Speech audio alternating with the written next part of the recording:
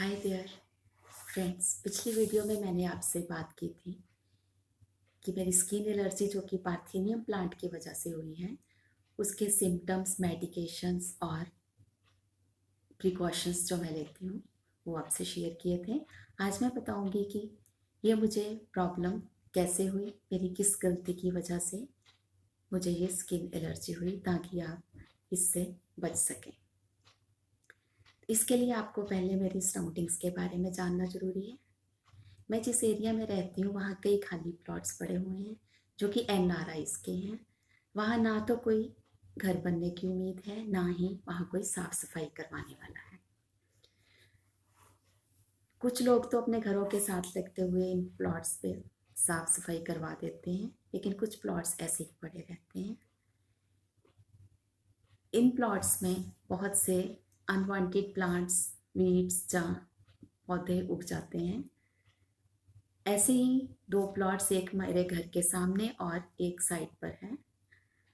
हम इन प्लॉट्स पर साफ सफाई समय समय पर करवाते रहते हैं। जहाँ तो इन पौधों को कटवा देते हैं, जहाँ इन पर हर्बिसाइड स्प्रे करवा देते हैं। तो इन जो इन प्लॉट्स में पौधे उगते हैं उनमें कांग्रेस प्लांट, जहाँ गाजर बूटी के नाम के पौधे की बहुत भरमार होती है। ये पौधा बहुत जल्दी से ग्रो करता है और इसमें इसके फूलों के जो कण गिरते हैं ज़मीन से, वहाँ से एक पौधे से अनेक पौधे बहुत जल्दी बन जाते हैं। तो ये ये पौधे ही आगे जाके एलर्जी की वजह बनते हैं। हमारे घर की दीवार जो कि खाली प्लॉट के साथ है, हमने उस दीवार के साथ साथ बाहर केले के पेड़ थोड़ी थोड़ी दूरी पर लगवाए थे।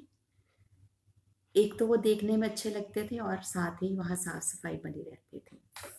हमारे घर का माली जो कि लॉन जहाँ अंदर के बूटों की देख रेख करता था, वो बाहर भी कभी कभी सफाई कर देता था।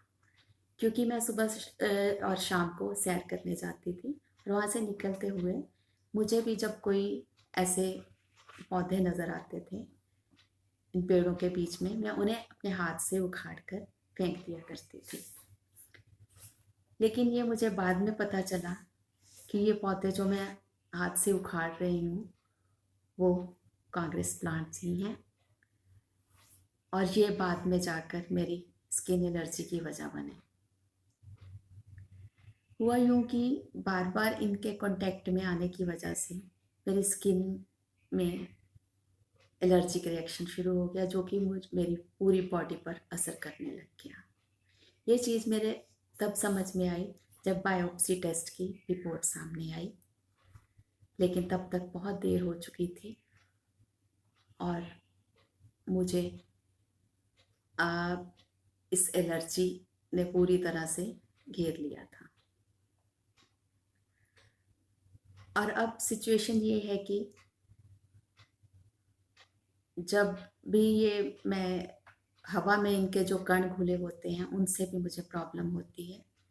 चाहे ये पौधे सड़क के किनारे लगे हों या घर की कुछ दूरी पर, लेकिन हवा में इनका असर बना रहता है और उससे मुझे एलर्जी हो जाती है। तो अब तक आप समझ ही गए होंगे कि मैंने क्या गलती की। ये गलती चाहे मैंने अनजाने में की, लेकिन 3 साल से मैं इसके बैड रिजल्ट्स फेस कर रही हूँ। और मैं चाहती हूँ मेरे एक्सपीरियंस से आप सीख लें कि ऐसे पौधों से दूर रहें, उनके कांटेक्ट में मत आएं। इसकी पिक्चर आप देख सकते हैं जो कि साइड पर है। इनको पहचान लें, इनके सफ़ेद फूल होते हैं और इनके पत्ते जो हैं गाजर के पत्तों जैसे होते हैं। इन्हें छूने से बचें ताकि आप एलर्जी का शिकार मत होएं। अपनी अगली वीडियो में मैं आपको बताऊंगी कि इन 3 सालों में एलर्जी से रिलेटेड मेरे क्या खट्टे मीठे अनुभव रहे। तो मिलते हैं एक नई वीडियो में। Till then, stay healthy and good bye. Thank you.